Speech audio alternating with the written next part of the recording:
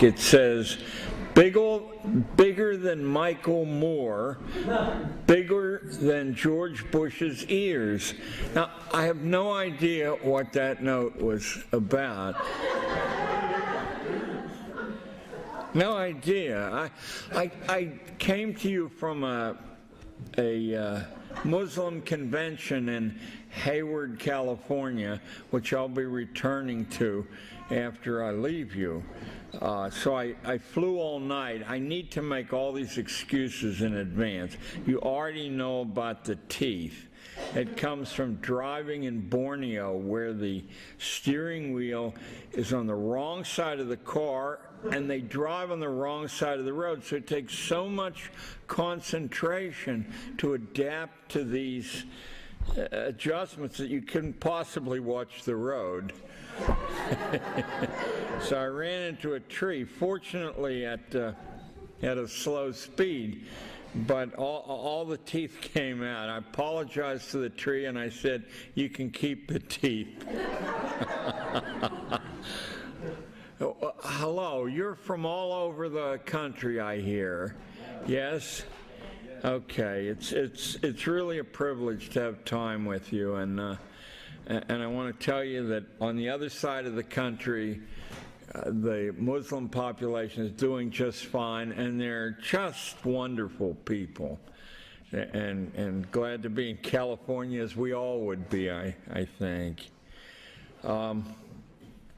I guess I'd better tell you that I'm a little shaky from flying all night long, so I'll work from notes for your protection. I can actually ad-lib for 8 or 10 hours at a stretch, and you don't want that.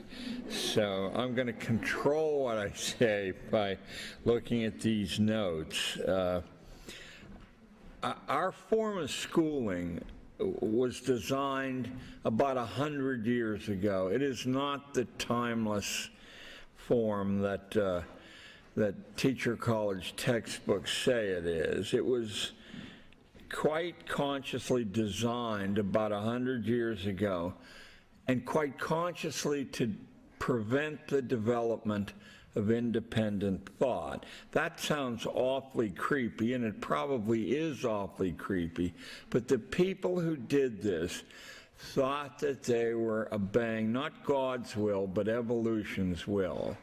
Darwin and the Darwinists had already established that about 95% of us are evolutionary dead ends.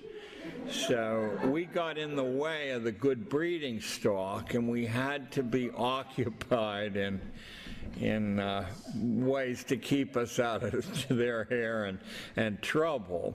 I know how strange that sounds, but I want to raise my right hand as a believer and tell you that 6 years ago, I was invited to speak at a global convention at the Mark Hopkins Hotel in San Francisco. It was called the 6th Annual Bionomics Conference. It was sponsored by the Gatto Institute, some big-time think tank in Washington, D.C., and the subject was how to take control of evolution and get rid of the deadwood. That means us.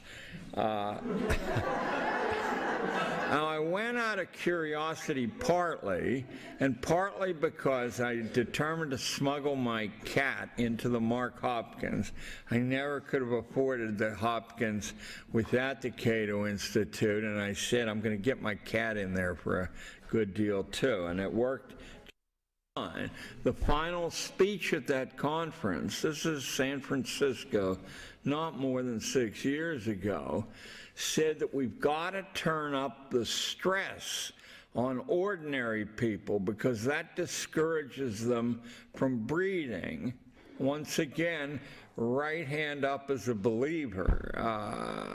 I couldn't believe, though, that I was sitting there in the 1990s and listening to this, one speaker after another, working out ways to discourage you from reproducing. Anyway, so our form of schooling was designed deliberately to prevent the development of independent thought. That's an extremely easy mission to accomplish, and I'm going to show you one way that it is accomplished, and I hope nobody in the room is guilty of this way. The short answer test, with its fixation on disconnected bits of data, can be regarded as a training laboratory in which the ability to think in contexts is surgically removed, while at the same time certain useful habits like concentration on sound bites and fact bites is installed.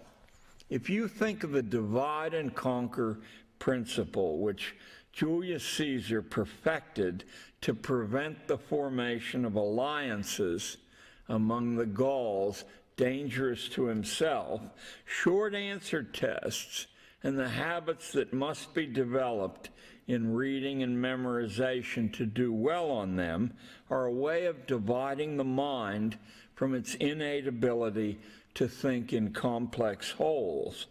Only men and women practiced in complex thinking, which cannot be reduced to bits of information, can ever challenge the status quo successfully, and who would want employees like that?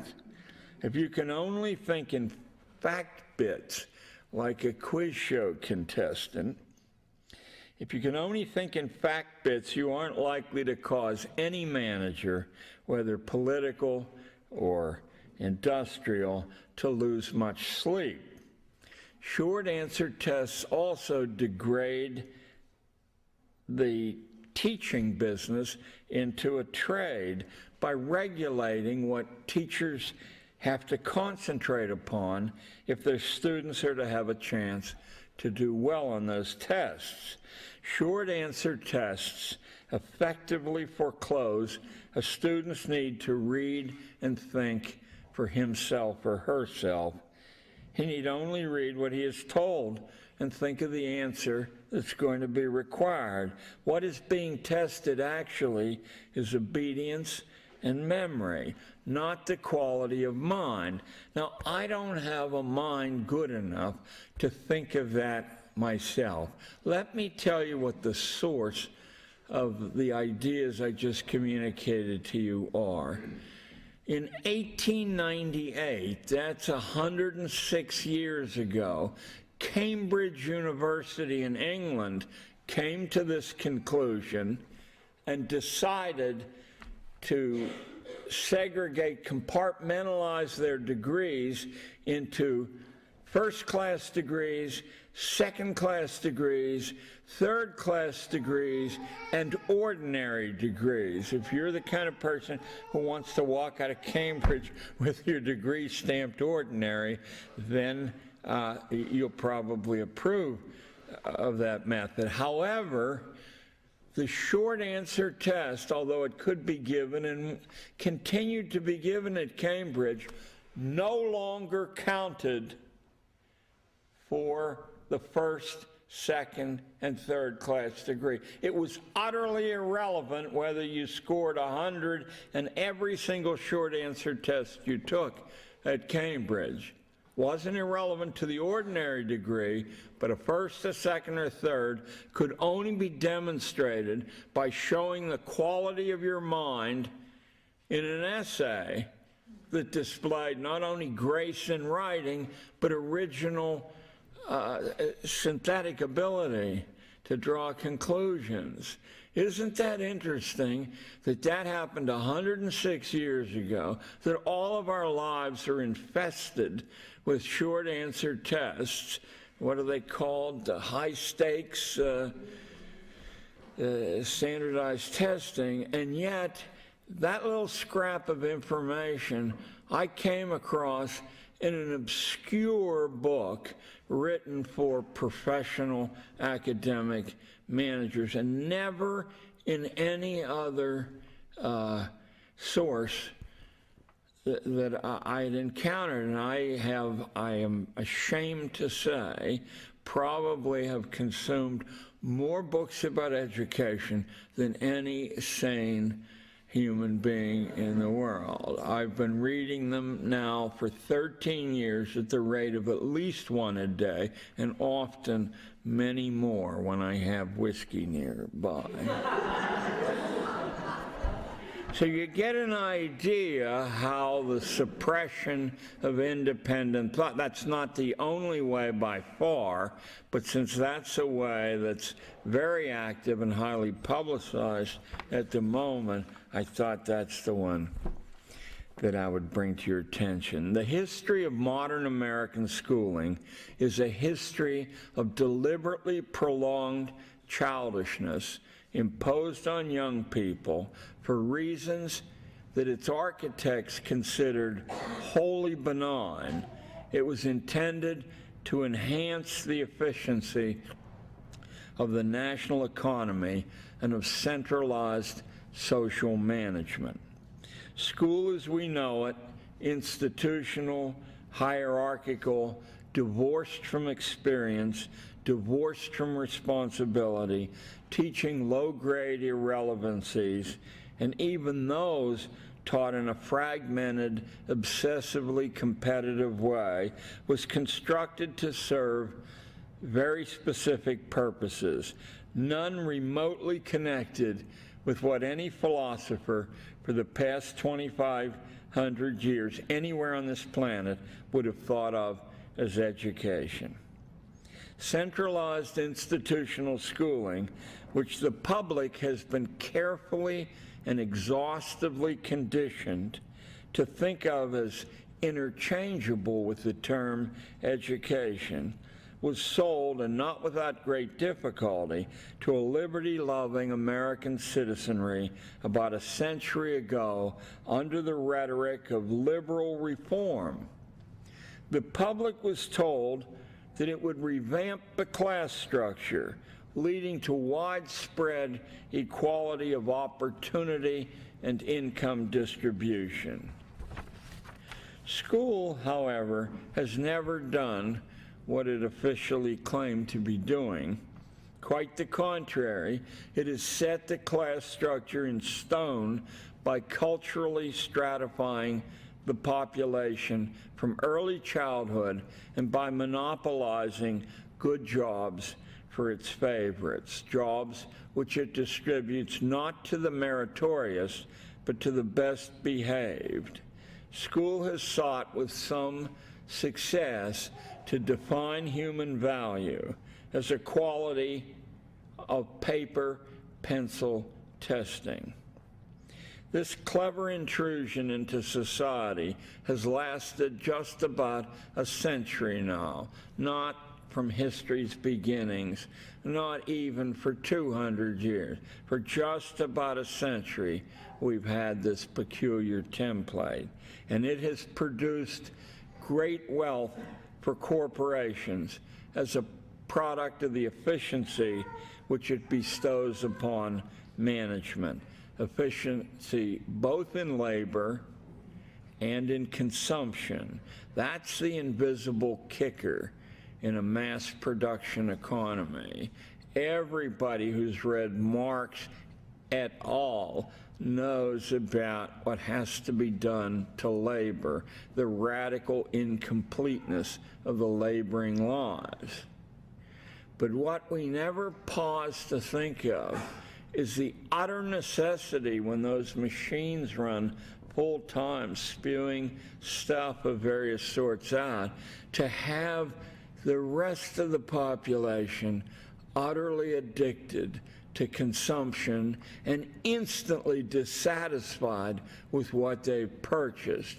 Those of you who own a computer know well what I'm talking about. It's urgently necessary that almost immediately upon your acquisition of a computer or a car that you learn that you've made a hideous mistake, that there's a master chip out there and it's coming down the line and it's about to obsolete your purchase.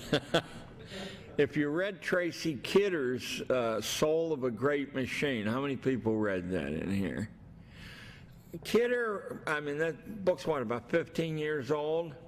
Kidder studied the production thinking of the people who put the computers out. He says they never release a computer until they already have its successor designed and ready to go. And then they watch the sales curve, and when is that an asymptote at the top? I mean, I'm going back 50 years. When it reaches the top and starts down, they begin to beat the drums. Key columnists release hints that something really good is coming down the pipeline. Of course, when it finally emerges, its replacement is already in hand. Now, I think Kidder won the Pulitzer Prize for that, didn't he? Anyway, so as the 21st century gains momentum, something has gone wrong with this wonderful thought suppression factory. Something has gone seriously wrong, and it's not public criticism of it. The stability of the school institution is facing deadly challenges at the moment, which the media bends over backwards to make sure that you don't get a clear idea of. In the first place, the enormous expansion of forced schooling has only had a small effect in increasing social mobility. By 1975, it was utterly clear to those in possession of the numbers that there was exactly the same correlation, minus 2 or 3%, between parent offspring occupations in the huge school system of the late 20th century as there had been in the moderate-sized school system of mid-century or in the totally asystematic school system of the pre-Civil War era. In other words, school didn't make any difference at all.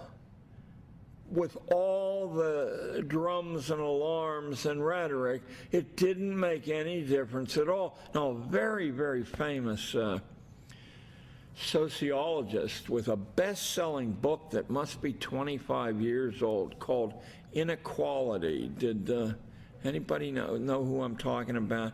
Because my brain, even though I'm 70, it works better than it's working right now.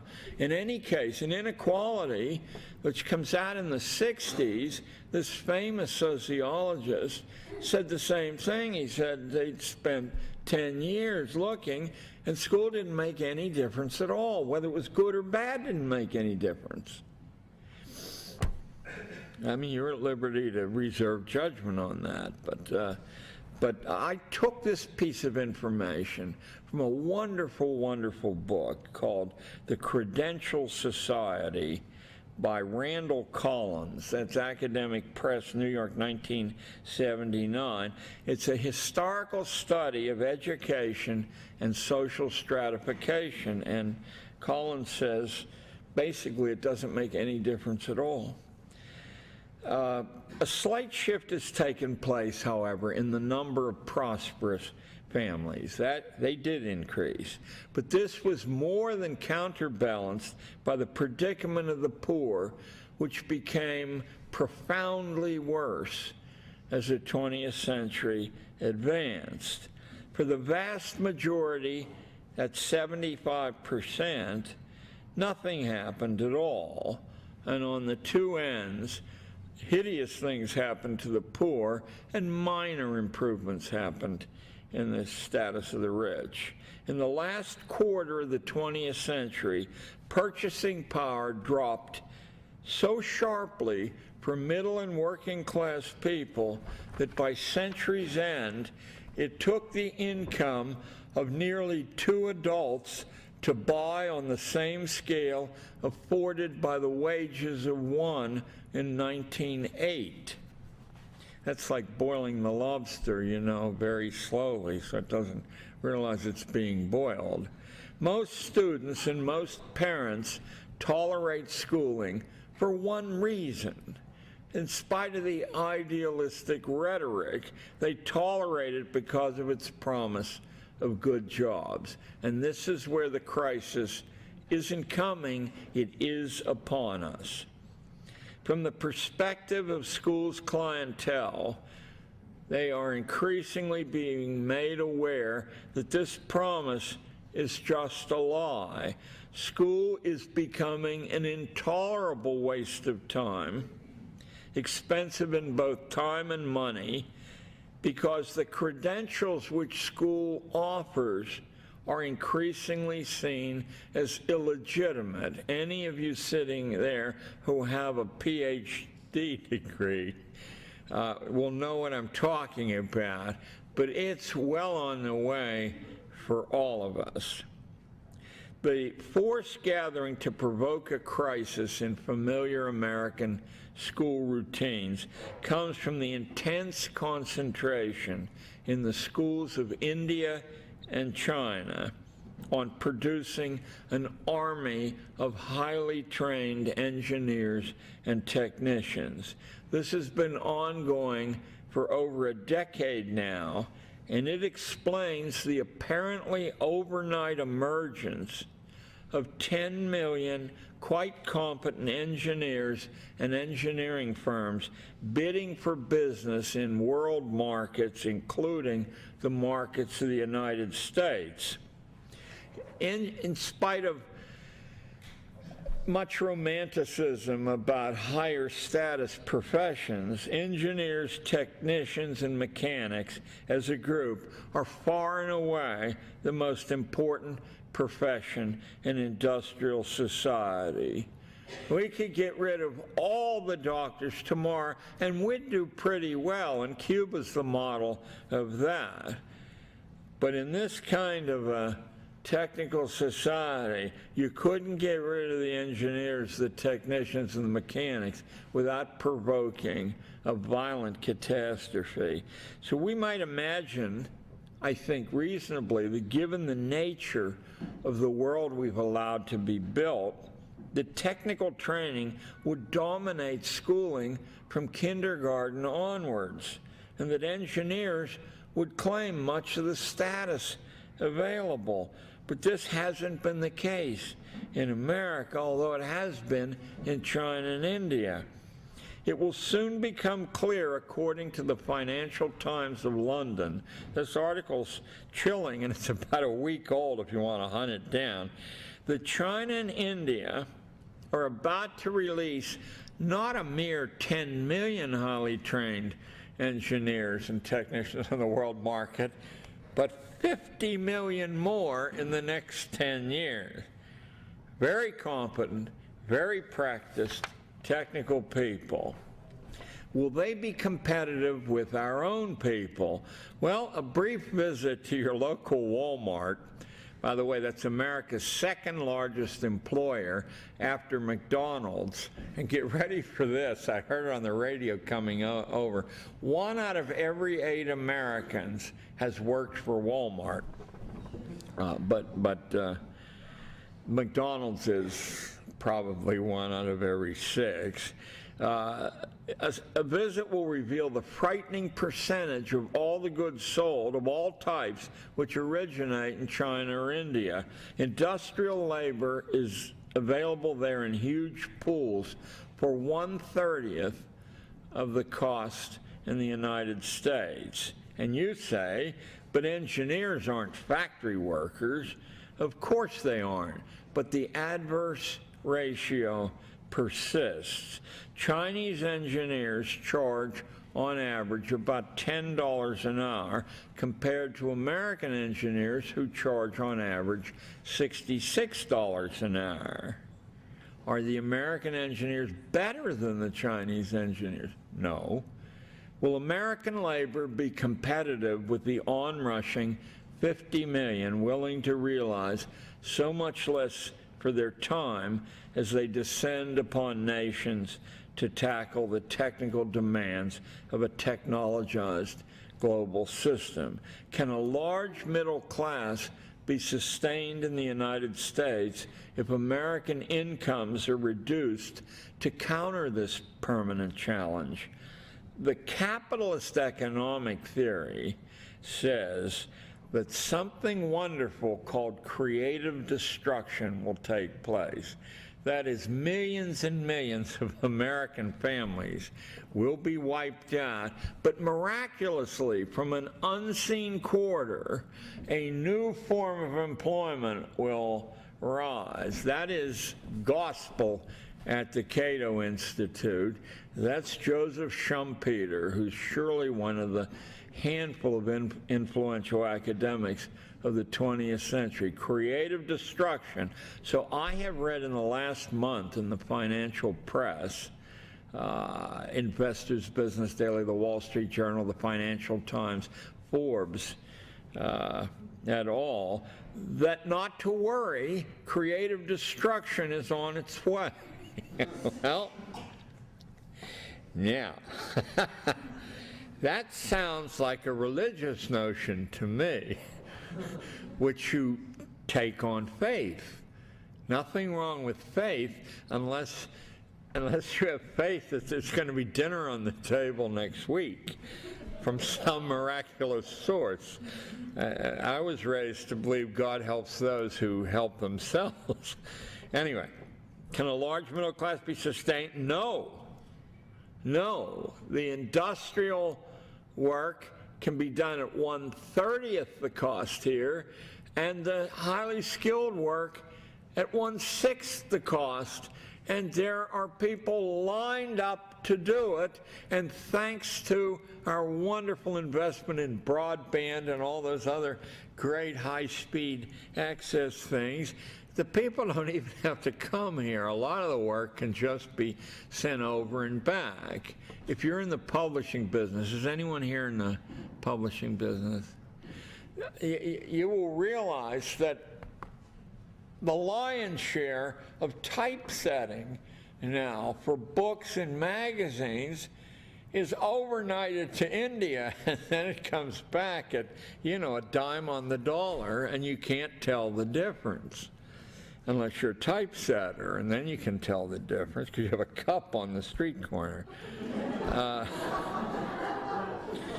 So our schooling is now on a collision course with destiny. It was created to release a numbed and dumbed mass on the world. That includes executives as well as factory workers, who could be used as human resources, which produces magnificent efficiency in the executive ranks.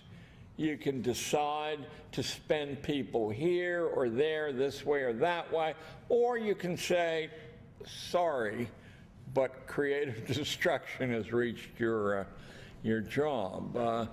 And it has been certainly one of our principal secret advantages over the world. But we are now faced imminently with the loss of enormous numbers of jobs that create our middle class, which was another secret, I think, of our libertarian outlook, is that we weren't beholden to a master group. I visited nearly 1,000 schools in every state during the past 13 years, ever since I left school teaching. I don't know of a single one which alerts its student body to their peril, and I say this with sadness, nor have I seen any form of alternative school that alerts these kids to the strange new world they're about to grow up in when they leave school.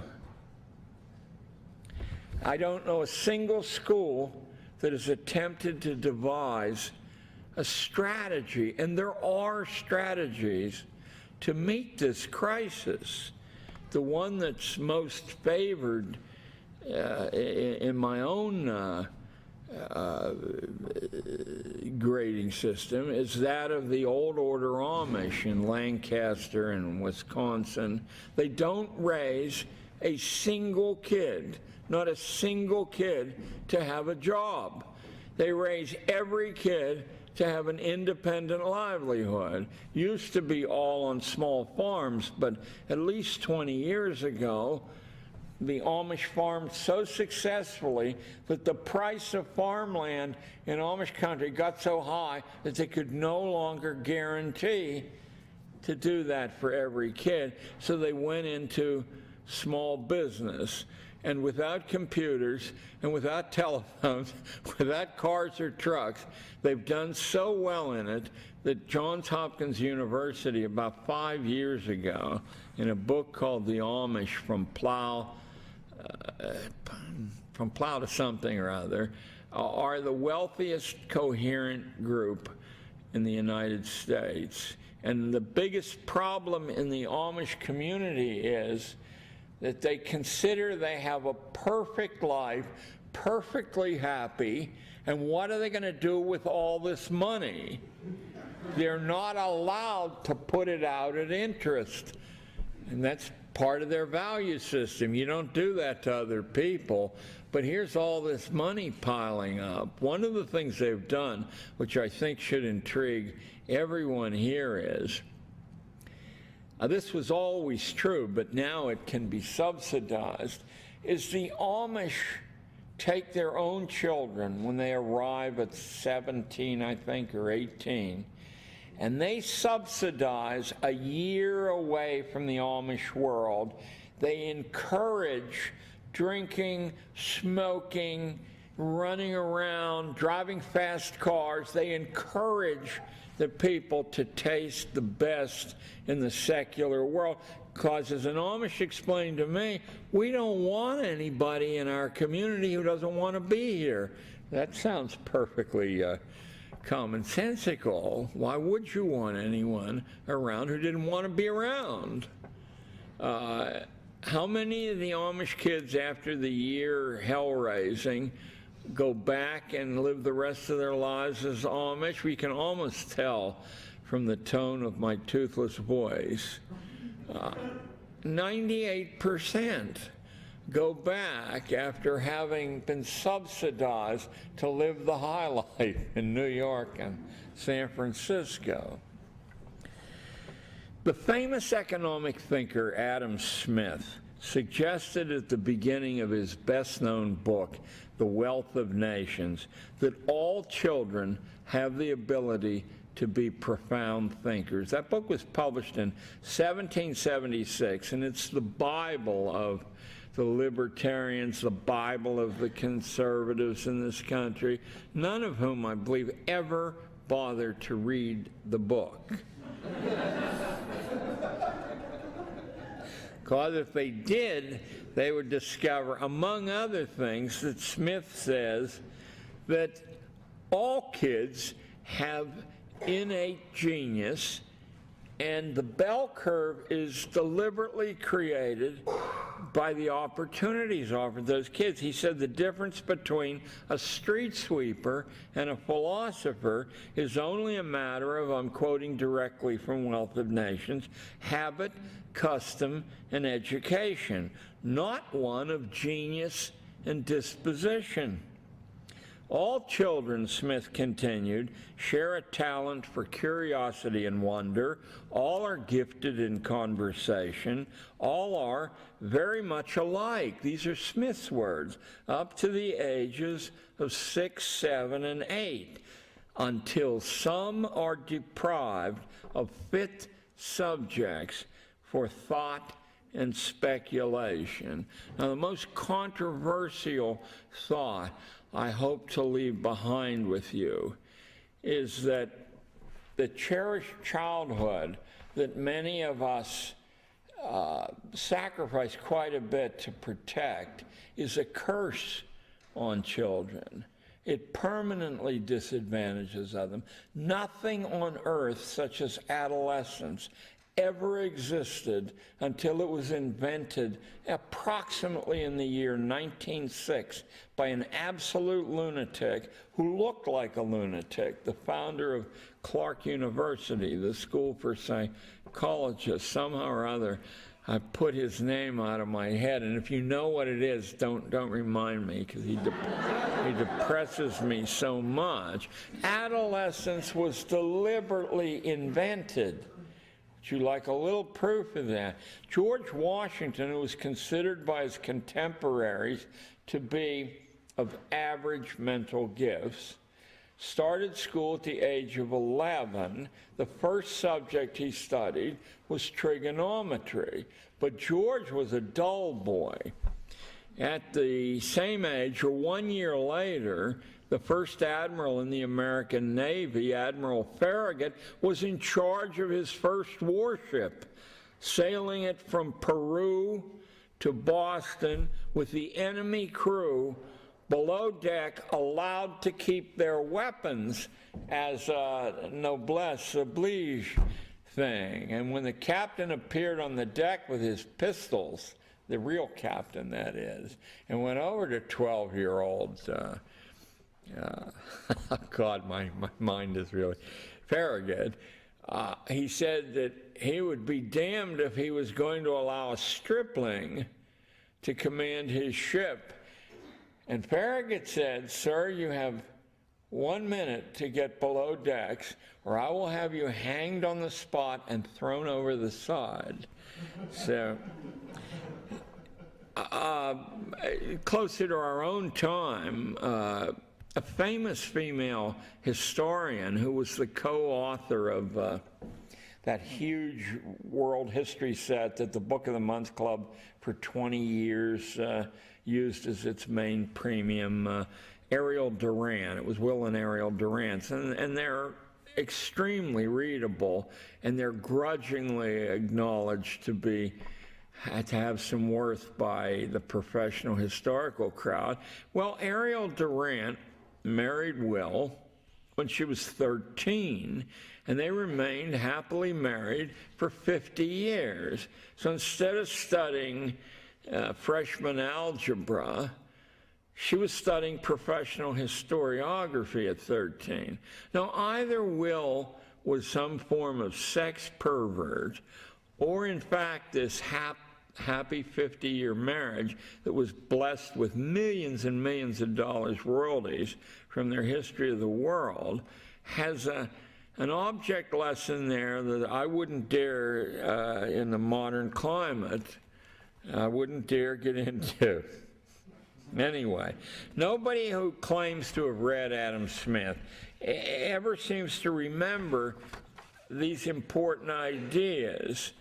For example, his pronouncement that children are so mutilated by mental deprivation in early childhood that they become, this is a direct quote, not only incapable of relishing or bearing any part in a rational conversation, but they are also incapable of conceiving any generous, noble, or tender sentiment, and consequently of forming any just judgment concerning the ordinary duties of private life. So I spent 30 years in a classroom, always with 13-year-old kids,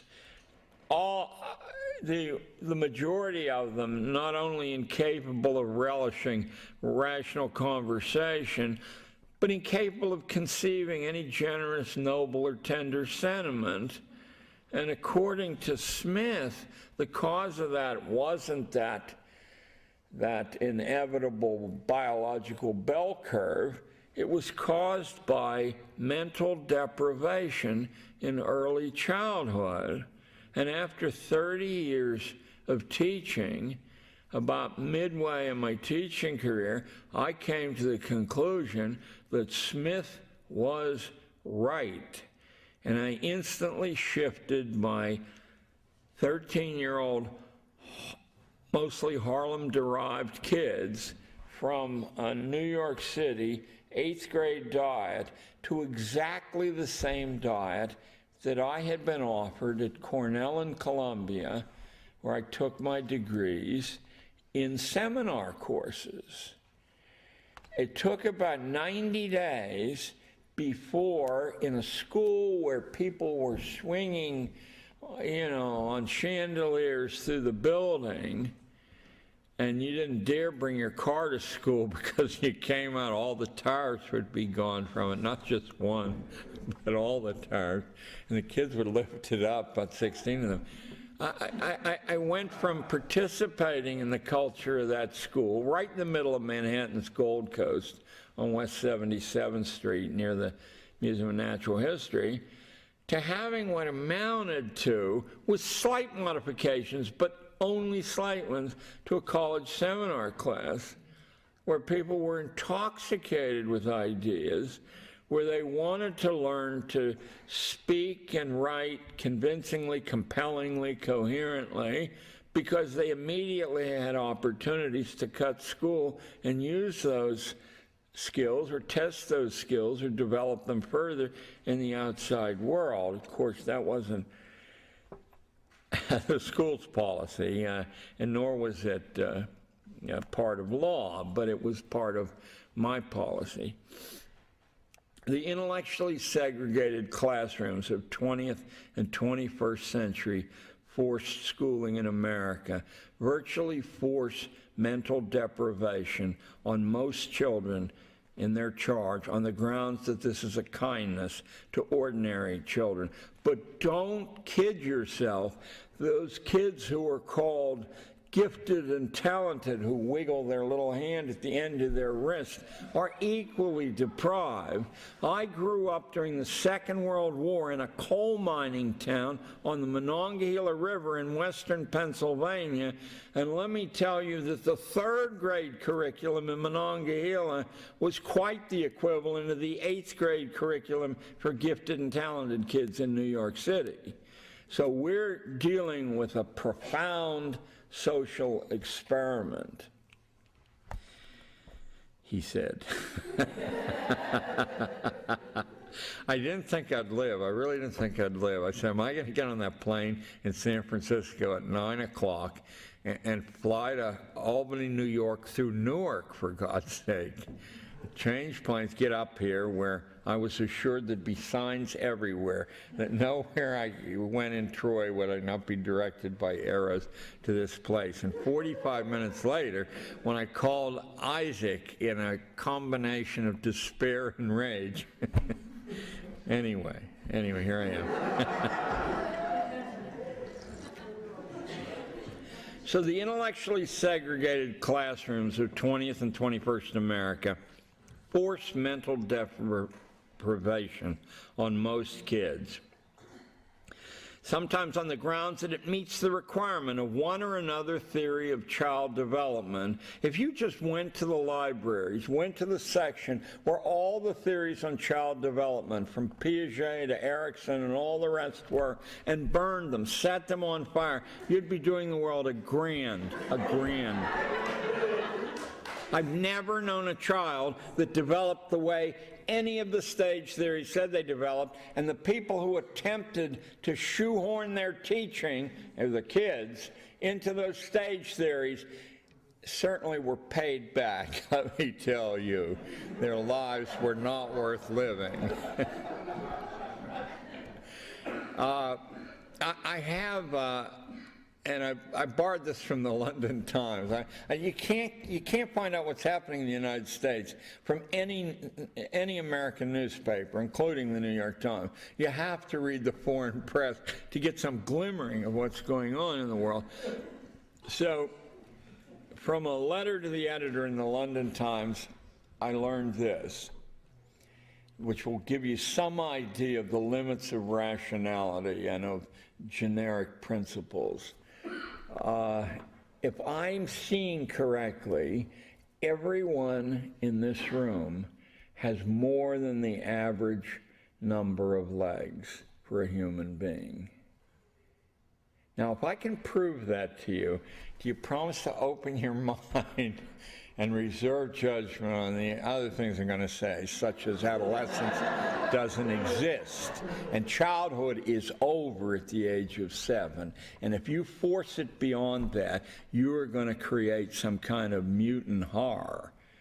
But let me prove it to you. 1 out of every 2,000 Americans has either one leg or no legs. When you add that in and average it, the average number of legs in an American is 1.998. Now, as far as I can see, I'm looking at two-legged people who are carrying more legs than the average. I would hope that every time someone uses the term average with you, you would understand that that leads you into an intellectual cul-de-sac. You cannot clearly see if you think about averages. Adam Smith never once claimed that education would lead to national prosperity, only that dividing the people into specialized classes and setting them into competition with one another did. What he did claim for education was that the division of labor would drive people seriously insane, even though it was inevitable because it produced so much profit for corporations. He said the only possible corrective is education. If your body and your movements can't be free, education can liberate your mind and make it free, and thence you can live a worthwhile life, and you can endure what you have to put up with from your economic destiny. Some of Smith's important contemporaries, even some of his friends, challenged his argument that ordinary people should be allowed to seek education. The economic thinker William Playfair, for instance, who ironically wrote the introduction to the first edition of Wealth of Nations, flatly stated that real education among the public at large would be a roadblock to national wealth, and he was absolutely right. He said, quote, "The education of the middle and lower ranks is one of the things that tends to limit the prosperity of a nation, not to enhance it." Playfair wasn't talking about any dangers in schooling, because schooling is confined to habit training, propaganda, rankings, confinement, and exhortation. Those are the weapons of mass instruction. He was warning about real education, the development of independent judgment, which arises from an ability to think comprehensively in context, not in bits of information and facts, informed by a knowledge of history, philosophy, economics, political science, natural science, literature, and of course, theology. A proper schooling, said Mr. Playfair, and don't you love the irony of his name, would only teach negatively. That's a direct quote. It would never allow working people to read sufficiently well to understand the words they do read.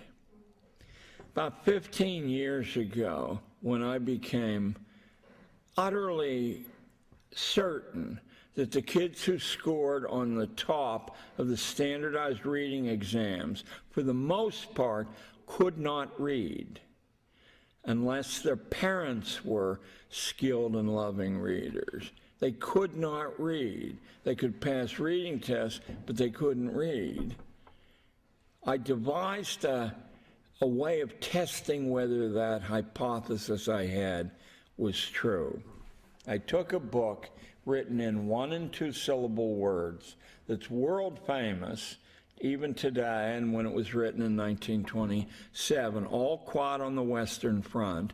The chapters are about 1,000 or 1,500 words long. There's plenty of leading between the lines to make the book longer so they can sell it for more.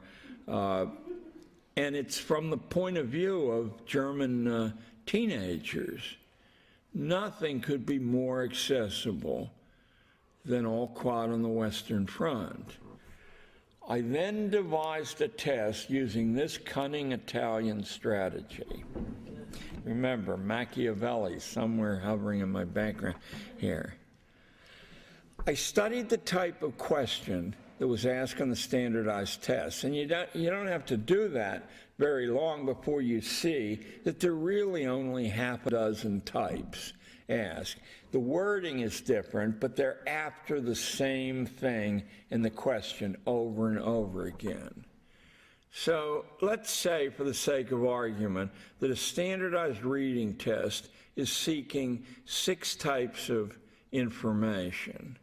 Well, I knew from my periodic dabbling into the world of linguistics, which you always run screaming away from, but still I knew that there were approximately 150 types of information in a reading section.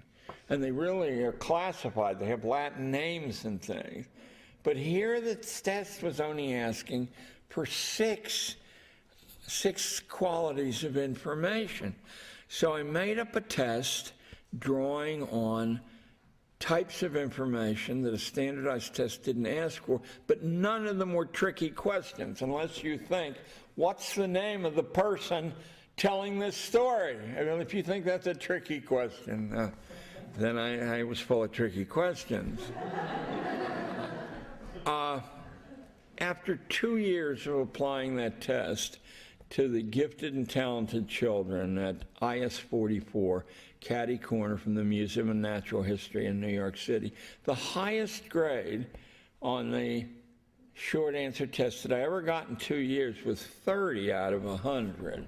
So I said, to what extent have they actually had blinders built in that they can't see the information? So in the 3rd year, in the 4th and the 5th, I said, it's an open book test. And it's only on the first 10 pages, which only have about 220 words on a page. And if I tell you that most of the people in the open book test couldn't get but 1 right out of 10 questions, and the real stars could get 4 or 5 right, I thought I had stumbled across some real form of animal training that's applied over and over again. The sharper the mind, the more it sees that the payoff is in getting the right answer on the test. So what would a sharp mind do confronted with Moby Dick? Would it really struggle with predestination and, God's hand in man's affair? I don't think so. You'd scan for the kind of information that you knew was going to be on the standardized test. And fortunately, since the same information is on over and over again, I mean, you don't have to be too smart to figure out what it is. You wouldn't see the rest of the book. And that, I submit to you, is what our form of animal training has done to the best and brightest among us.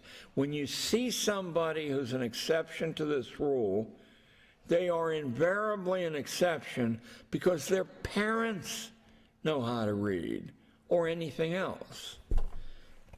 You never let an Italian ad-lib, or I'll have to ask Jerry to lock the door. We'll be here till midnight. Okay, so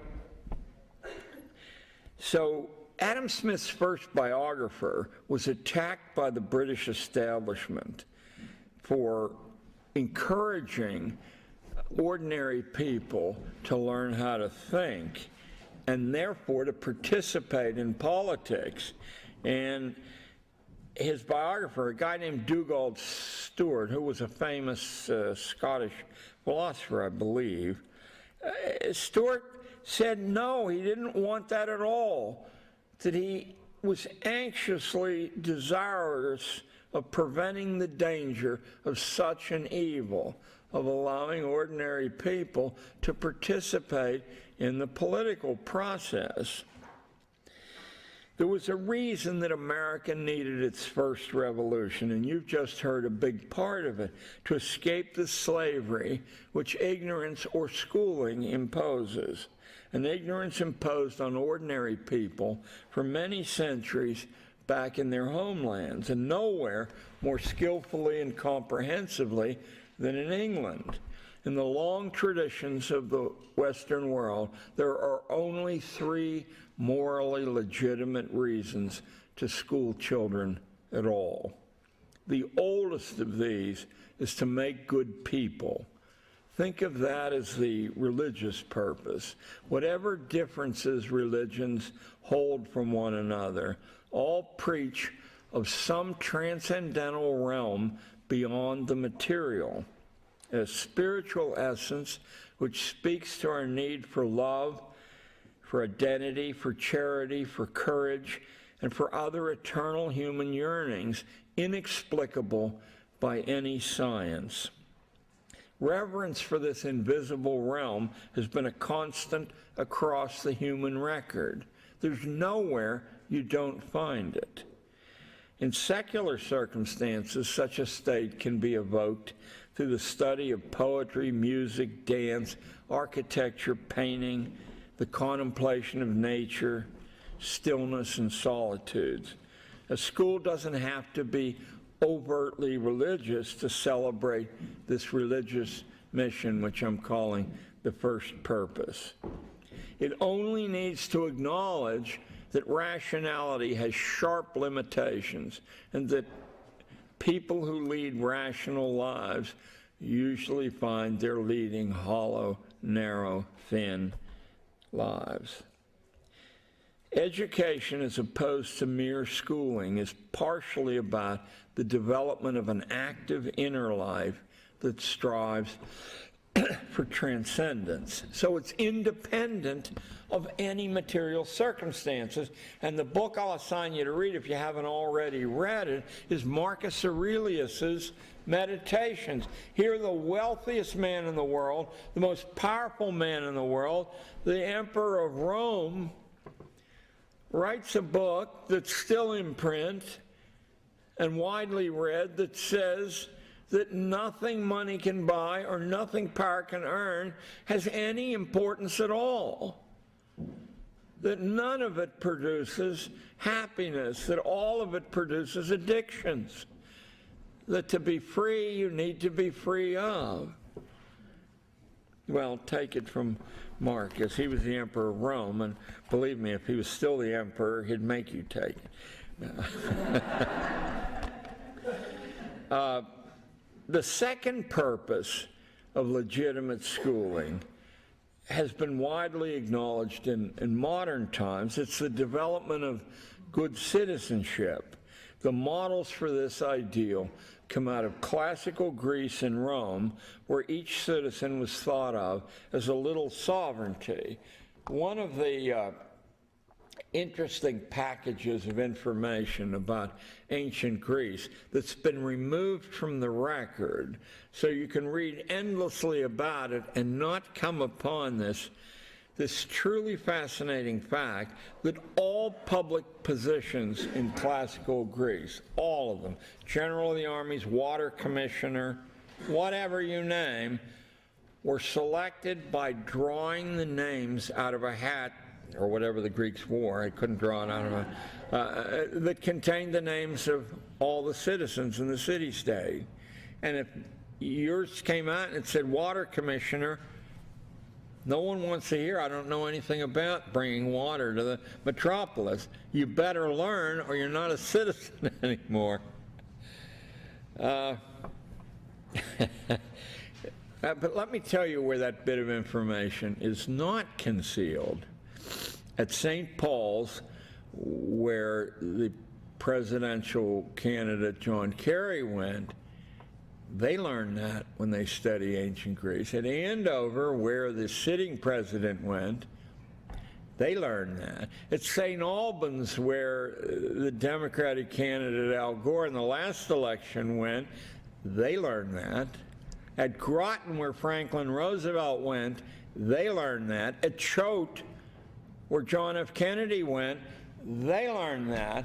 But I've never seen a public school in the United States where the faculty even has a glimmering that that was once so.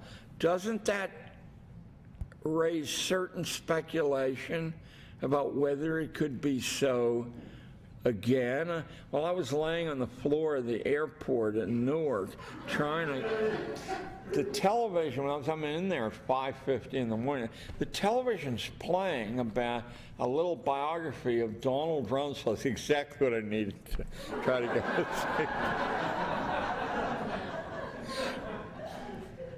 But my ear did perk up when it said that after a long lifetime, I mean, he was well into middle age, of always doing government work, suddenly he's picked to be the CEO of some technical corporation.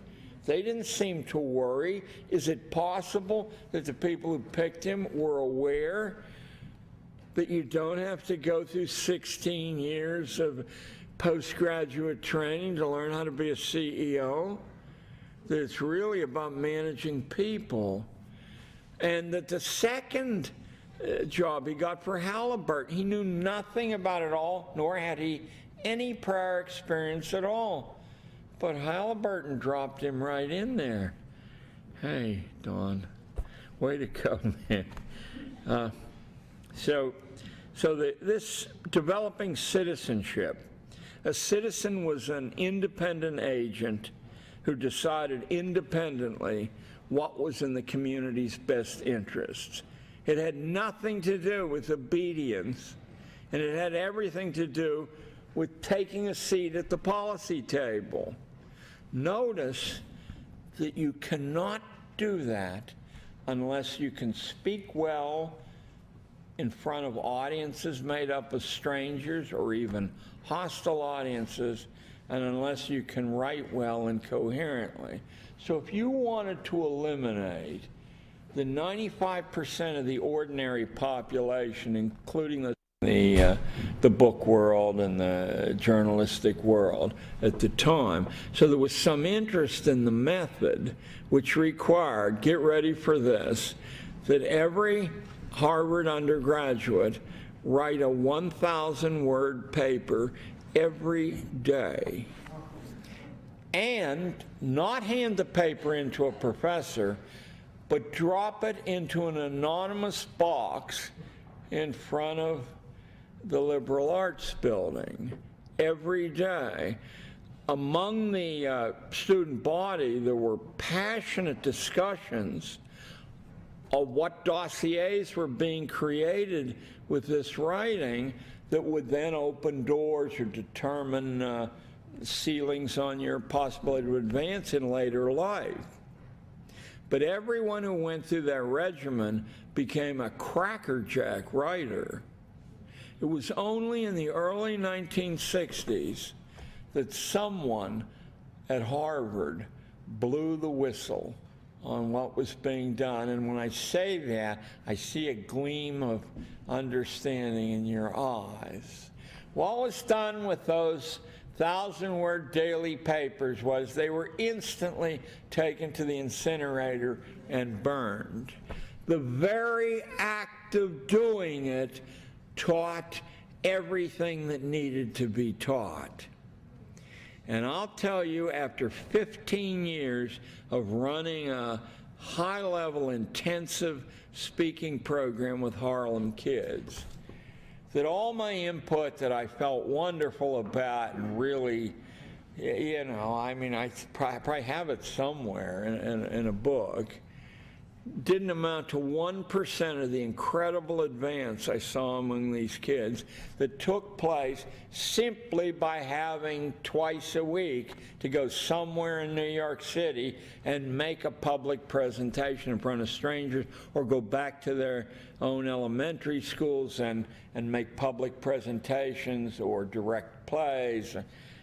Anyway, to just exercise the facility, and then the feedback that comes from your audience allows someone who's awake to make changes, and the improvements are natural. And if you have some doubt about that, don't try to tell anybody or this old bird that you actually learn to drive by getting a driving permit and then having a high school course in driving. When you're out there with the madmen on these Albany freeways, in and out, the swirling, the hundreds of decisions that have to be made, many of which put your life in peril or your health in peril there, and almost nobody crashes. I know there are a lot of crashes, but almost nobody crashes. I read books when I drive, and that's worse than drinking when you drive. I used to drink when I drove because it was so much fun, but I had several horrible accidents, and in the last one I lost my right hip, so I said I can't do that anymore. So now I read when I drive, and it's much more dangerous. 15 minutes.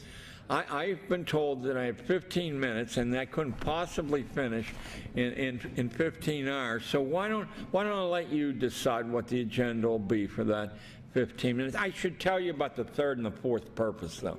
So let me do that real fast, and I'll step away from the script.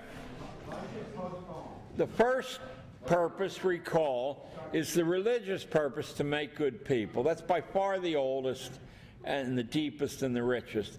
The second purpose comes about approximately at the time of the French Revolution, and that's to make good citizens. Good citizens aren't people who mind their P's and Q's. They're people who can argue effectively in the public marketplace of ideas, that they demand a seat at the policy table. That's who a good citizen is.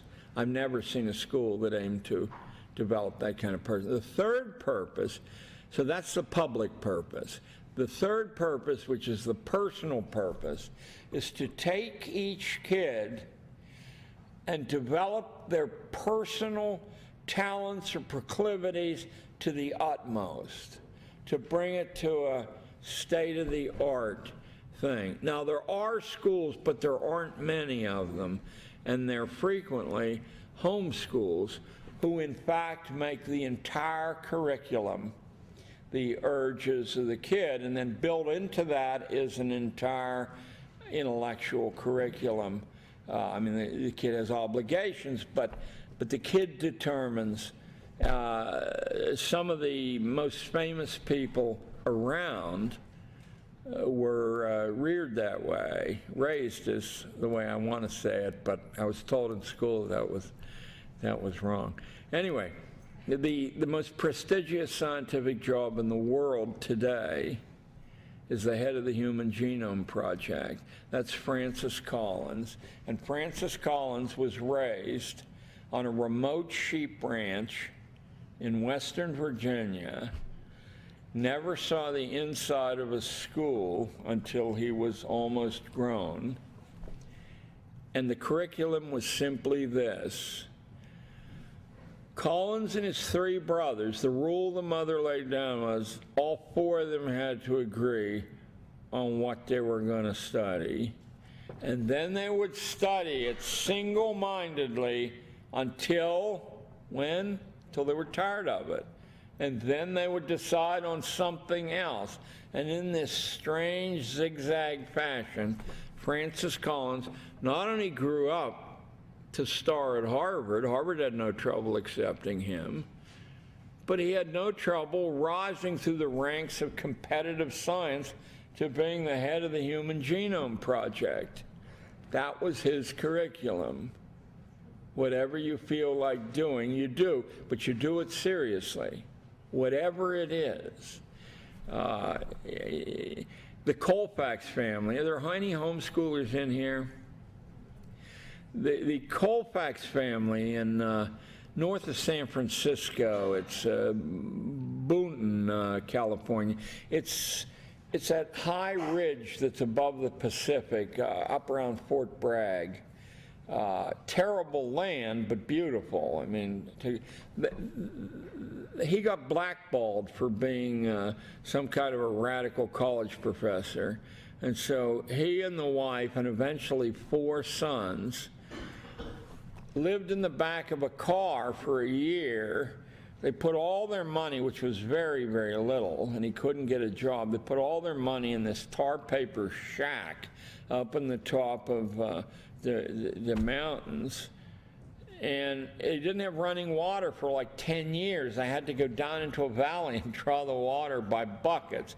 The kids worked around the clock, 7 days a week. They put in 12, 14-hour work days at hard labor. When they arrived at the age of 18, the first one arrived, he applied to Harvard and was accepted on a full tuition scholarship. When the second one arrived at the age of 18, he applied to Harvard and was accepted on a full tuition scholarship. The third kid applied to Harvard 2 years later and was accepted on a full tuition scholarship. They're all grown men now. He was an adopted minority. No, the fourth kid. And the fourth kid, oh no, you're right. No, you're right. And the third kid was a minority kid who'd been adopted by the Colfaxes. And the fourth kid had become a world-famous goat breeder up in that mountaintop. He flew around the country carrying his goat under his arm, and he said he didn't want to waste his time at Harvard. Now, the book you have to demand that your librarian get for you is Trouble in Paradise, which holds your hand and takes you chapter and verse through how you can work hard 12 hours a day and at the same time get a beautiful classic education and scientific education. Or you can go to Benjamin Franklin's autobiography and find out how a kid working 60 hours a week at the age of 12 can put himself through a curriculum that Yale or Harvard or Princeton wouldn't dream of asking of their freshmen. And not just Franklin, but a friend or two also there.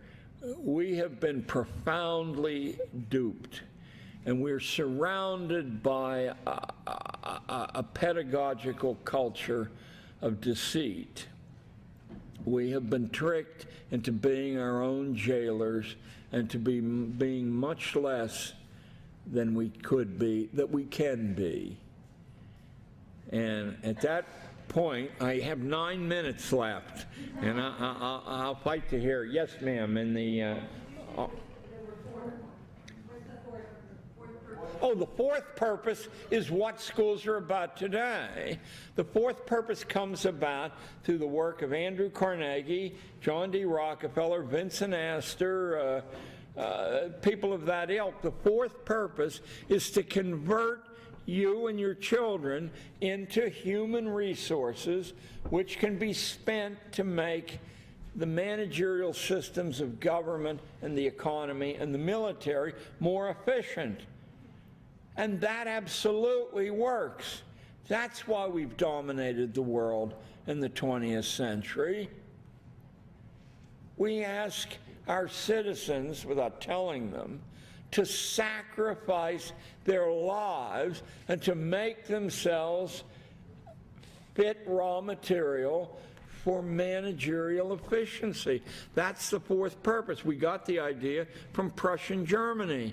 And everybody involved in founding American schooling, everybody, John Dewey included, either went to Prussia and studied the system firsthand, or they studied under somebody who came back with a PhD. You do understand, of course, that the PhD degree only existed in Germany, not here. That's a German export, and the truth is it's a northern German export, and University of Berlin is the most prestigious manufacturer of PhDs.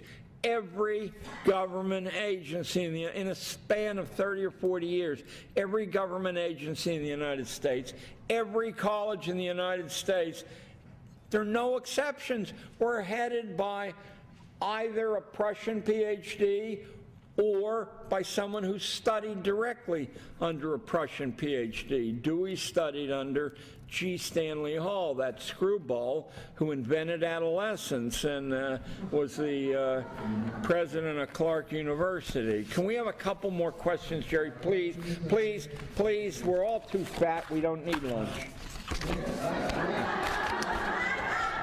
Or those of you who need to be fatter can go to lunch.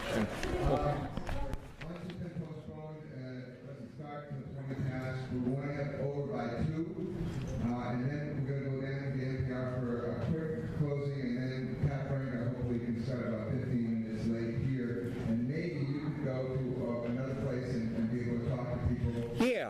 give us a place, and anybody who wants to sit around talk, then I gotta get to bed. You know, otherwise I'll die on you, and then you'll have trouble with my wife.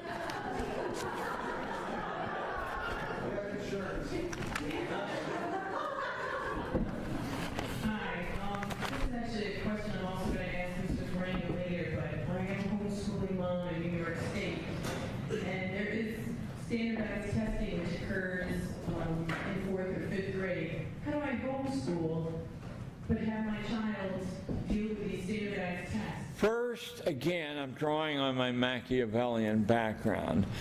The assumption that if you don't study for standardized tests, you'll do badly is absolutely incorrect. By Adam Robinson's oversized paperback book called What Smart Students Know, and you will understand more about how the standardized test is put together. According to Robinson, you don't even have to know the subject to pass a standardized test if you know how the thing's assembled. Adam Robinson, by the way, was co-founder of the Princeton Review, and he charges $300 an hour for, he doesn't do it himself, you know, for his lackeys to teach people this. But he told me anything that he knows is in what smart students know. The second thing is that homeschoolers regularly do about a standard deviation better nationally than private school kids who do about half a standard deviation better on the standardized test. My source of information there, and always let your kids challenge you about where, they got to be polite, but where your information came from. You know, it's a wonderful brain developer. There's a mild-mannered fellow out west who produces statistical studies of homeschoolers and has, what's his name? Brian Ray. Yeah, and he really is mild-mannered and rather harmless in a nice way there. So he doesn't have an agenda other than the fact that he loves homeschooling, and I believe he's a religious homeschooler himself. Is that true? Yeah. But I've met him a few times, and it's like Sam Blumenfeld. You know, it's a nice encounter, and, you know. I just want to say that at my school we had no curriculum and non-compulsory class attendance.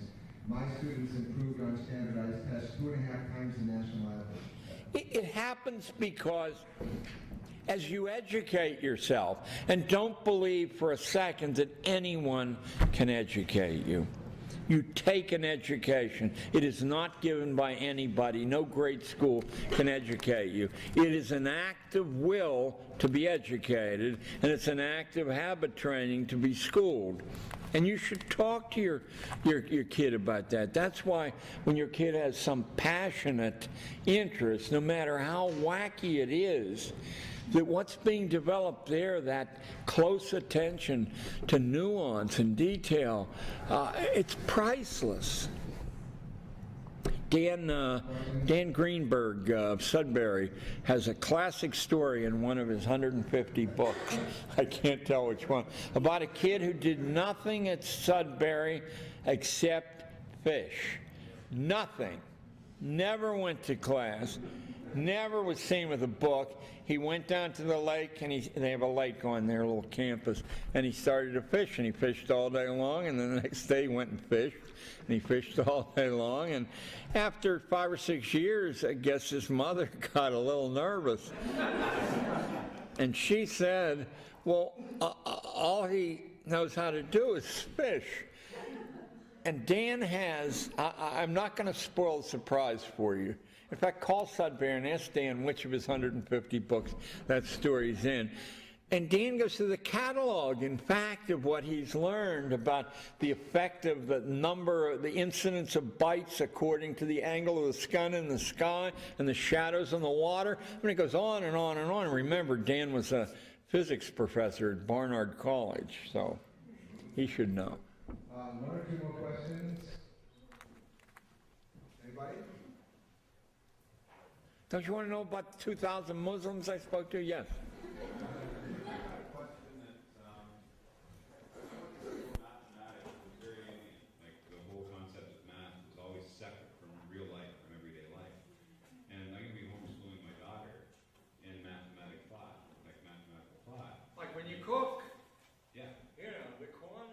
are decisive often. So what I'm actually looking for is that, like, you know, to think in terms of calculus, to think in terms of numbers theory, and that's what I think actually to put, like, I've never seen somebody teach calculus in a real way, right? It's always graphs, it's always Cartesian coordinates, it's always algebra, it's always that. Is there any kind of a method or something that you know of that you can actually teach that kind of thought? Well, you've heard of the famous California calculus teacher, Jaime Escalante. There was a movie made about him, Stand and Deliver. I'm going to tell you something that was left out of that movie, but first, let me praise Escalante. Not only overweight, but wearing a golf hat, and he has a Peruvian accent, and now he's with the toughest kids in the Los Angeles school district, never ate off a tablecloth, and are ready to fight day after day. So it's an impossible situation. Inside of 2 years, Escalante's classes were the highest scoring classes in calculus on the advanced placement tests in California. And get ready for this. In the United States, including private school competition, Escalante's classes were number 3. 2 years from 2 and 2 is 4 to the best calculus class in the country. What they left out, they show the passion, which I do think is a part of it too. But what they left out is the method that Escalante used. And I happen to have heard of the method from the man who invented it. It was an Air Force lieutenant colonel who flunked calculus himself 3 times. And he said to me, I knew that I wasn't stupid and that it was the method that was causing this crossed wire thing in my mind. So this guy mortgaged his home and used the money to create a calculus program that's in widespread use across the United States, but only among homeschoolers. It's the Saxon calculus program. John Saxon was an Air Force lieutenant colonel who flunked calculus 3 times. Jaime Escalante, with his passion, applied the Saxon method to a group of extremely poor and combative children, many of them illegal Mexican agricultural workers. And inside of 2 years, they're number 1 in California, when we're talking about Beverly Hills and Bel Air and all those places, and number 3 in the United States. We're talking about Groton and St. Paul's and Choate and Gunnery and Hotchkiss. I have no interest at all in learning the calculus, although I had the world's foremost structural engineer, who I took a course from up at City College. Mario Salvadori was his name, had a whole page in Who's Who. He died about 10 years ago. Say to me, John, I could teach you the calculus in 3 days, but because you don't believe that, he said, in 3 years of hard study, you wouldn't learn the calculus. There, he said, it's extremely simple. Okay, I think we need to break. Why? Don't we need to talk? I need to go to bed, but I'd rather talk to you. Well, we'll have 45 minutes to do lunch, and then I think we'll announce where we can meet after lunch. Where you can I think by after lunch, Jerry, as soon as I get up from this table, okay. I have to. You want to cry? Okay, you want to do that? Okay. You want to go to lunch, you can sit here and talk to people. You want to do that? Yeah, and I'm not insulted if you go to lunch. My wife would go to lunch.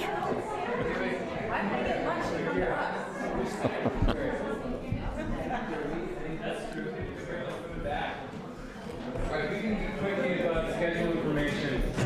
We've got new stuff. For those of you that are attending tax workshop, it's now going to be at 2:20. It's going to go till 5:20. It's just leaving it open until 5:20. What time's it Yeah, now? I mean, it was scheduled for 3 hours, so I'm gonna continue to schedule it for 3 hours. I don't know exactly what's gonna happen. So at 2:20 in here is Pat Faringa's workshop. Lunch is gonna be from 1:20 to 2. So you've got 40 minutes. What time is it? It's like 1:15. 1:14. 1:20? Yeah, I mean, you could Okay. all go over there like at 5 minutes before, but it's gonna get a little crazy. And then we're gonna have a 15-minute closing. At 15 minutes after lunch, so from 2 to 2:15, we're just gonna all get together in the multi-purpose room, do a very quick closing just to wrap up this weekend, and then for those of you that are attending Pat's workshop, you can head up here. For those of you that are attending any of the afternoon workshops, you can go to those. Isaac, did you make them that pass out that I express mailed to you? Did. Well, can they have it? I'll go get that now. How about that? Okay. We can't eat in here. Yeah. You look sort of like Debbie Meyer. Did anyone tell you that?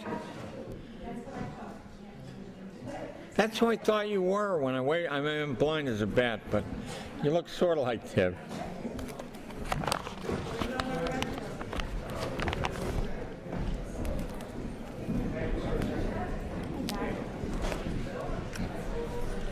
Angela, I talked to you on the phone the other day. I'm sick as hell. I freaking chucked out here to. Uh-oh. But That are you means doing? I'm not getting too close. soon I'll be sick. No. All right, this will be the translation of that one.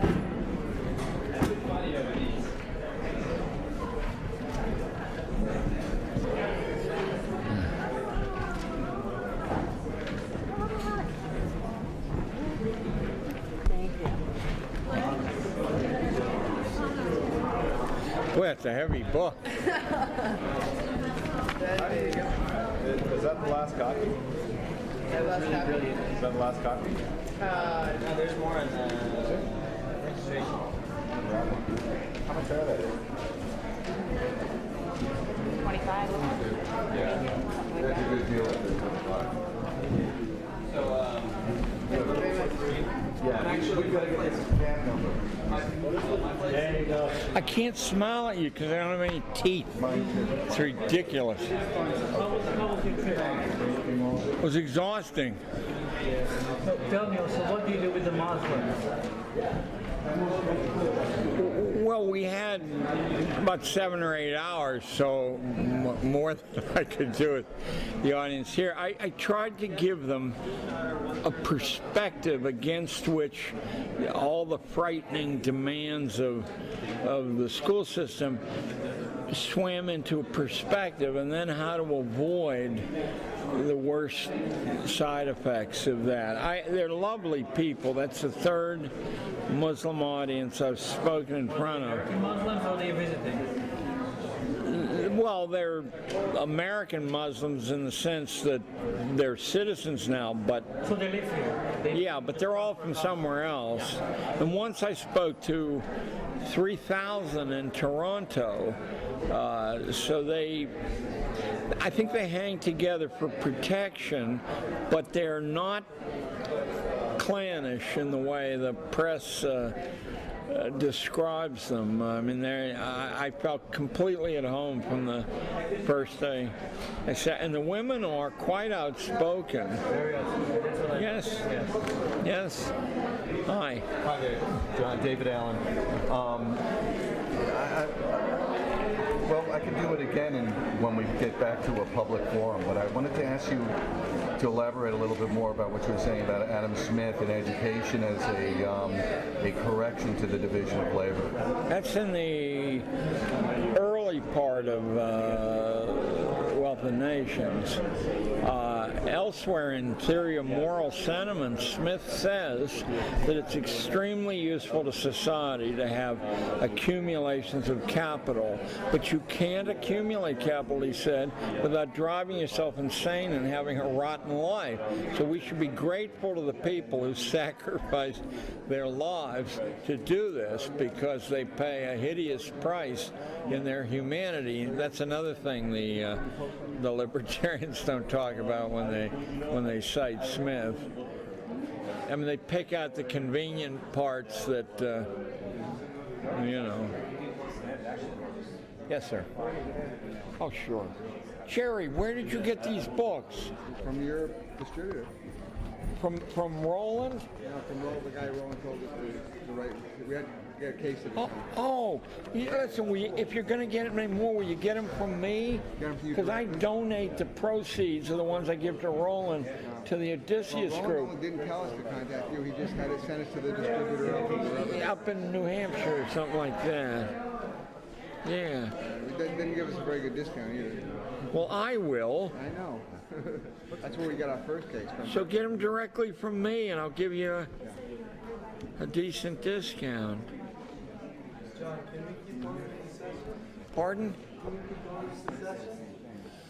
Yeah, I can stay another 15 minutes, but if you'd sit down until, yeah, because if, Interview, I gotta catch the plane. sure. How come you? Could you just sort of let me see the, I'm walking away. okay. How come you don't have your books anymore in Barnes & Noble? I can't find them anymore.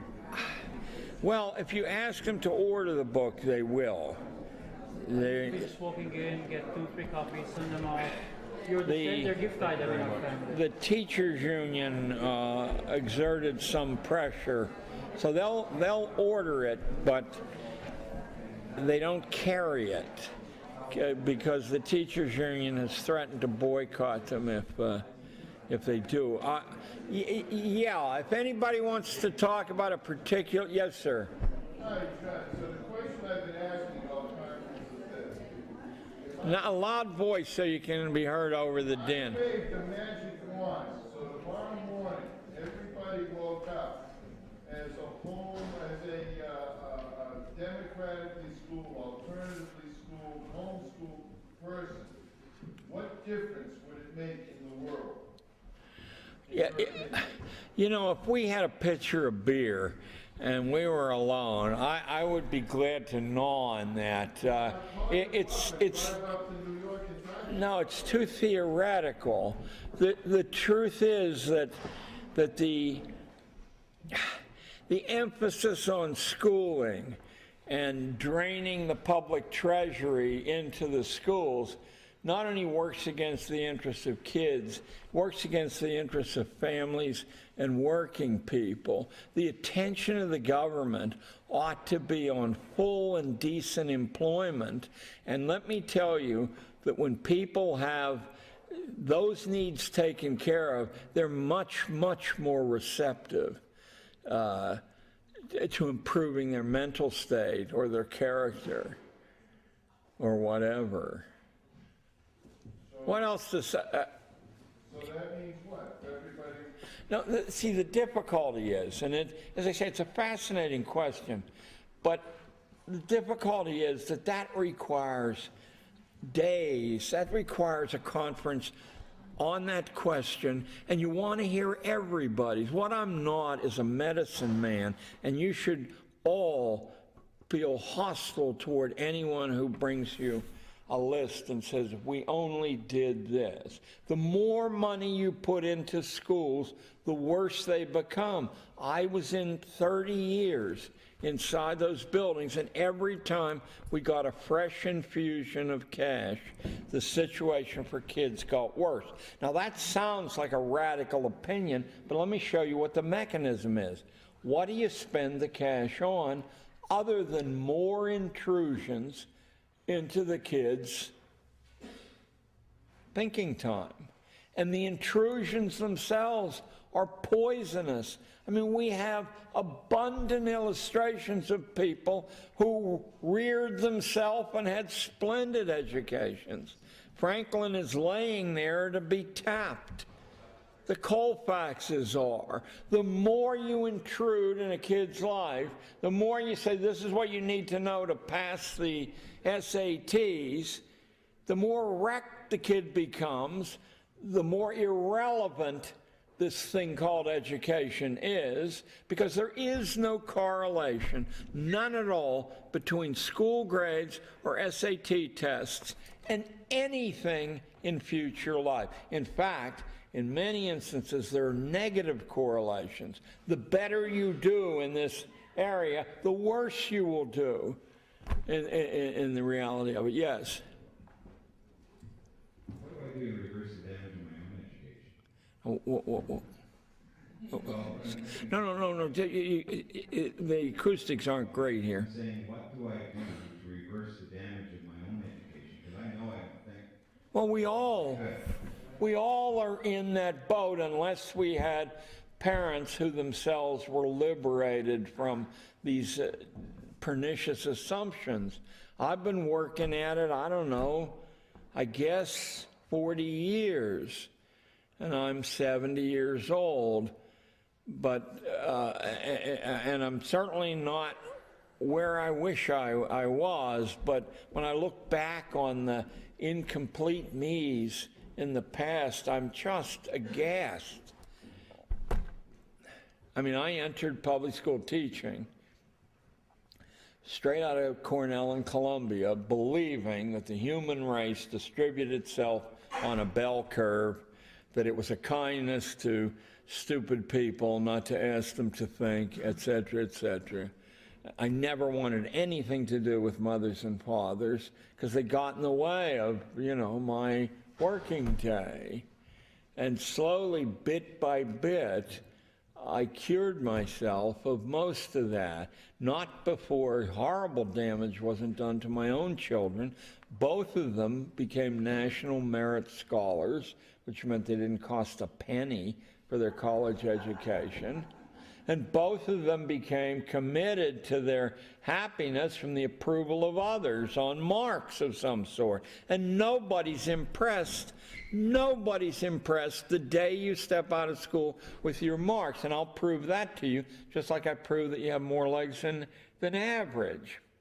If there's anybody here who ever hired an engineer or a barber or an auto mechanic or a lawyer and said, I first want to see your standardized test scores, then I will eat these cups in front of you. Give me a break. Nobody cares. We all know they're irrelevant. They do not measure or grade in any way that's useful to anybody.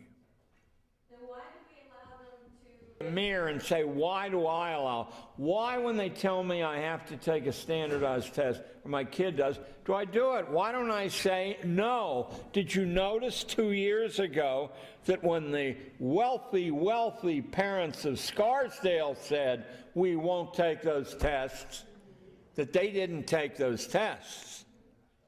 Don't take the tests. But don't throw mud at people and call names. Just say, Bartleby the Scrivener is my Bible.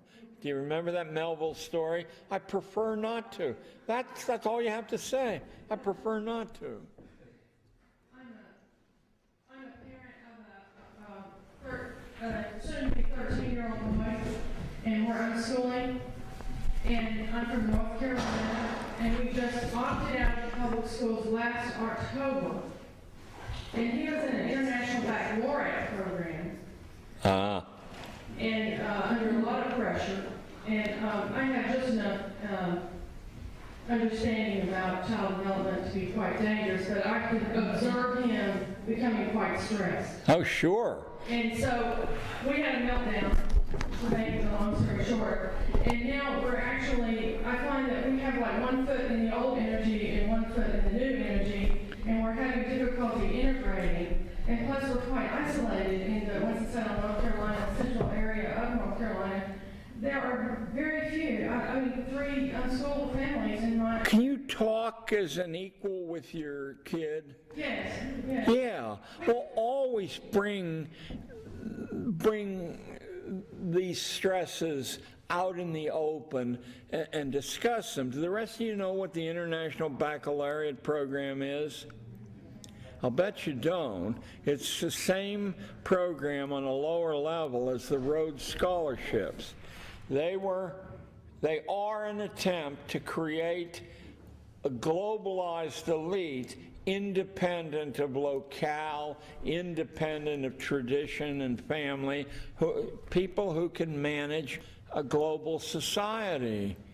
You know, they tried to pull one off in the last 10 years, so it's still premature. But the isolation is one of the things that we're having difficulty with as we have jumped from one worldview to another worldview, I guess we see homeschooling as a life away.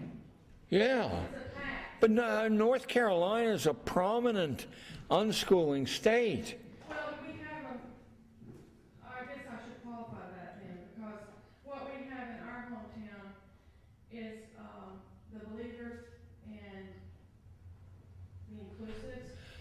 Don't be so certain. I mean that. Don't be so certain. I work as often for religious homeschoolers as I do for secular homeschoolers. And it's difficult for me to tell the difference among those who are doing it passionately with their heart in it. I don't feel the sense of, you know, some divine menace when I'm with those people. We were actually asked to sign a statement of faith. We were asked to sign a statement of Christian faith before we could join the. Well, I think that you have your own integrity there, and if you don't wish to do that, then you're going to have to find another group. But how far up away from the coast are you? Substantially, it would be 3. Asheville? Are you around there? We're actually in the center, in the very center of the state, and so what we're finding is that we're eager. We're actually. How old's the kid? Militant homeschoolers. How old is the kid? 12.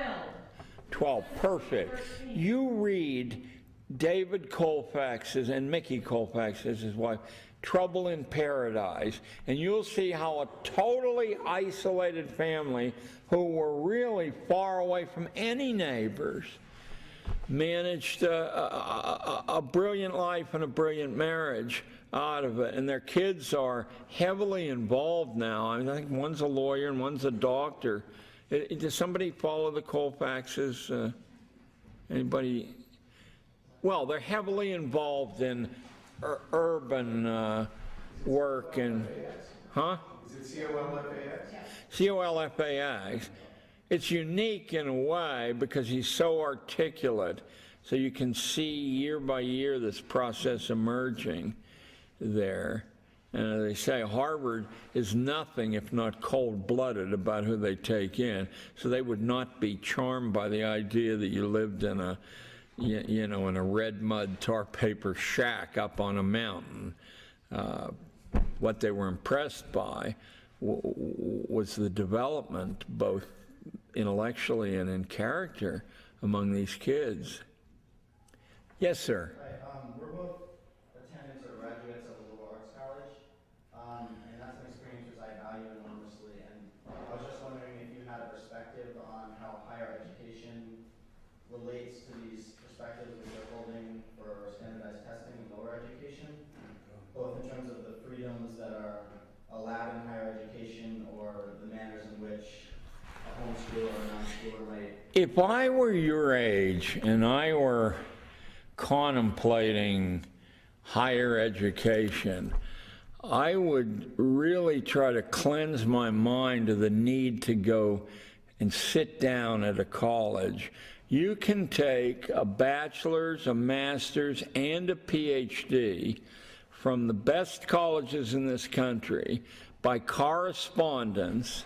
You can drop in on the college for the summer now and then, and you can go at about 35% of the cost of sitting down, and you can complete a degree in about a year and a half. I know a family who you're welcome to call, but you'll have to call information. The Swan family, S-W-A-N-N, I believe Joyce is the mother, in Salt Lake City. They have, I know it's going to kill some people here, they have 17 kids. Every single one of them had a college degree by the time they were 18, and several had master's degrees, and one had a PhD by the time, not from some cow college or podunk either. Now, I may be exaggerating. She has at least 9 kids. Yes, sir. Yeah, loud, so everybody. I value what you had to say about schooling, but if I heard you correctly, at the beginning of your talk, you said something entirely new and different than I've read in your books, which is that you see economic catastrophe is not only on the horizon, it's weeks, months away. It's already upon us. It's upon us. Yeah, it's upon us. Because we're in a remarkably consumptive economy, and we're all going to stop being producers and simply be consumers. Right. Right. So take me a step or two further than that. Well, I tried to when I offered as an example of where you can go from thinking of your life's work as what someone else tells you to do. There's an infinite number of ways to be useful to other people and to make a very good living doing that. You simply have to find out what other people want and give it to them cheaper or better, or simply being the only one offering it. I had a boy in 1968 who made, he was 13, $68,000 a year. It was more than his mother and father put together, and he made the second page of the Daily News, the whole page. What did he do? Well, he wanted some money. He followed this prescription of what do people need, and he lived in a 15-story apartment building. I live in a 13-story apartment building. Every building around was 8 to 12 stories. He saw the difficulty with which older people had walking the dog every day, or otherwise the dog goes inside. Plus, he learned from talking of the difficulty people have when they go away. Who's going to feed the fish? Who's going to burp the parrot? All these other things. There are a limited number of pet stores in New York City, and they charge an arm and a leg to do that, and they're not always that scrupulous. You know, I mean, you're out of sight, you're over in who knows where, and you know, they throw the bone in the door and get out of there. So the kid taught himself first to walk more than one dog at a time, because, you know, one of these buildings will have 60 dogs in it. And then he put out a competitive bid, got some business, and that was it for his part of the dog walking. He became a broker for pet sitting and animal care. And who did he hire? He hired all the other kids who'd like to have a buck in their pocket, who can't get work. He had no trouble having his choice. I give you his name. He was a Broadway producer 10 years ago. I don't know what he's doing. Brian Bantry is his name there. And when kids came to me, and there's no kids in the room here now, can I say, and bitched, why did he get to do that? I said, no, wait a minute. There's 8 million people, or 15 million in the metropolitan area. There must be 20 million animals, and he's handling 300 or 400 of them. I mean, go to it. So if I might come back with a follow-up, what you're saying is that economic catastrophe is upon us, but what's really happening might be a chance for renewal, because the entrepreneurial spirit may, in fact, spontaneously be necessary. Well, when you say renewal, that's probably accurate. It's a reversal back to the time of 1859. Abraham Lincoln spoke to the Wisconsin Agricultural Association. The British, who had come in to pay for our westward expansion, were saying, don't waste time on the poor who live in mudsill huts because they can't learn anything and they'll never be part of the world. And Lincoln said in his famous mudsill speech of 1859, which I took out of Richard Hofstadter's Main Currents in American Thought, I think, but certainly a Hofstadter book, he said, open your eyes and look around you.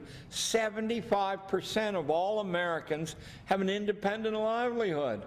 And the other 25% are storing up a little bit of capital, and they're aiming to have an independent livelihood. They're seamstresses and dog walkers and fishermen and loggers, and they have independent livelihoods. They're engineers, they're small farmers. That's what the Amish never forgot.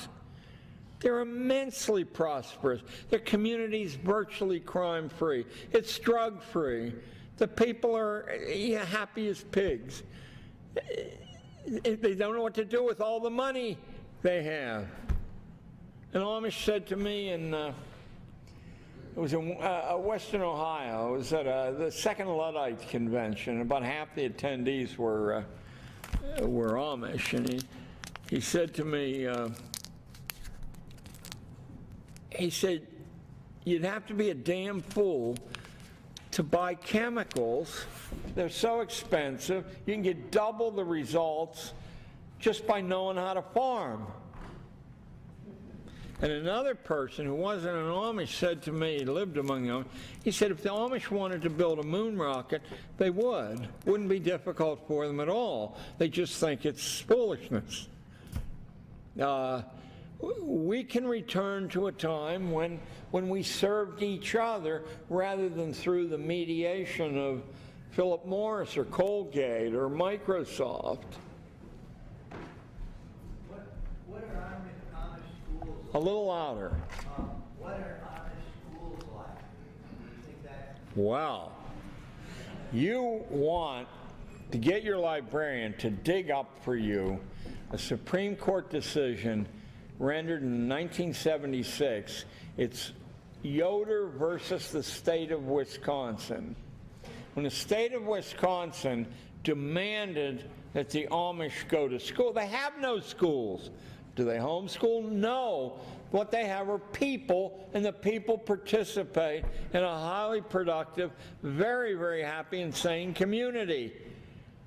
And they learn whatever they need to know. They learn how to farm twice as good as the government agriculture people. They're great mechanics, even though, they keep machinery at arm's length. There aren't any Amish schools until Yoder versus Wisconsin. So the federal government starts putting pressure on the Amish and saying, you'll go to jail if you don't send your kids to school. And they said that they would go to jail rather than send their kids to school. But the Supreme Court negotiated a deal between the Amish and the state of Wisconsin. And the deal is this: the Amish will send their kids to school for 8 years, not 12, to 8. No Amish goes to college. It's a waste of time. It really is a waste of time. For 8 years. Now, the Amish on their side said, we will accept the 8-year prescription on these conditions. That we will select all the people who are going to teach our children. That's one. 2, they have to have total sympathy and understanding of the Amish way of life. 3, school is over at noon. That's enough time for the nonsense. These kids have work to do. And the list of conditions was so sensible that it was like a pail of cold water. Because it wipes away the assumptions we have that simply aren't true. I know a guy in Philadelphia, and you know him too, but I'm not going to mention his name, but you know him. He runs an institute called the Institute for the Achievement of Human Potential. And he runs workshops for parents in which he undertakes to teach parents how to teach their babies to read fluently, how to teach their babies to add, subtract, multiply, and divide. So that by the age of 5, the infant, I guess, is at 5, by the age of 5, the kid has enough intellectual machinery in place to undertake their own education largely in the future. And parents come from all over the world. I called the guy because I heard about this. My daughter, who went to MIT, thought it was ridiculous. She said he's a laughing stock of the MIT dorm. And I said, well, what have you done firsthand to research? Oh, you don't need to. How to Teach Your Baby to Read, which, by the way, sold 4 million copies. None in this room, or to me, 4 million copies. I said, but how can you condemn this fellow with that? Oh, you don't need to. So I picked up the telephone, got his number out of Philadelphia Information, called him up. He didn't know me from Adam, and I said, do you ever allow people to come out and watch at work? And here's exactly what he said. What are you doing tonight? He said, come on, I got a spare bedroom. Come on out, you can sit through a day here. Man was 77 years old.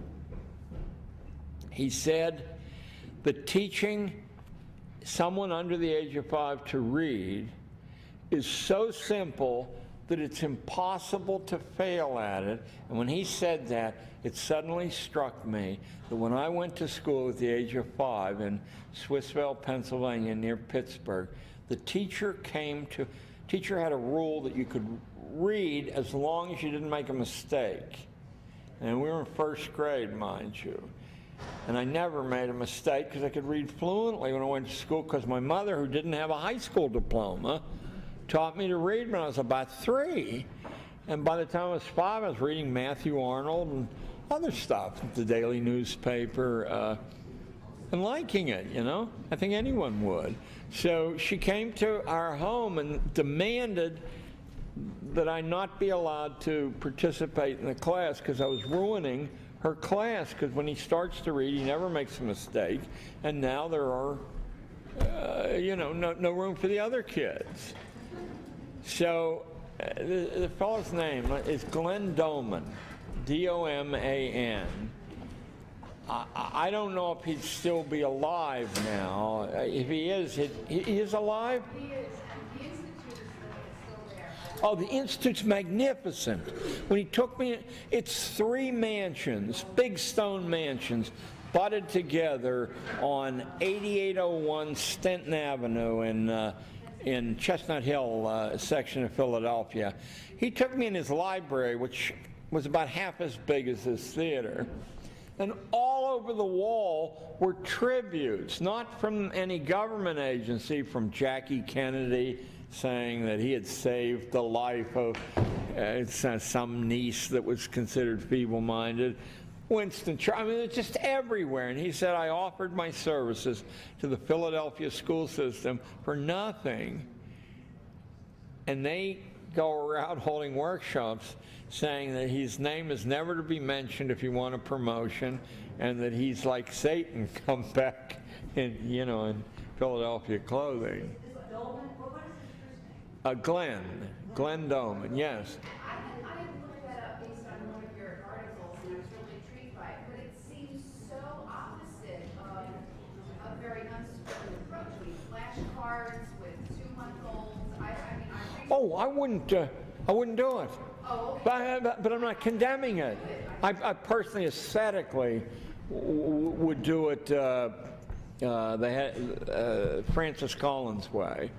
Whenever people are allowed to follow their passion, eventually their passion takes in everything. So, I mean, I'd have kids who obsessively drew comic books there. And I said, you can do that. You don't have to read Shakespeare, but I am going to impose some conditions on you.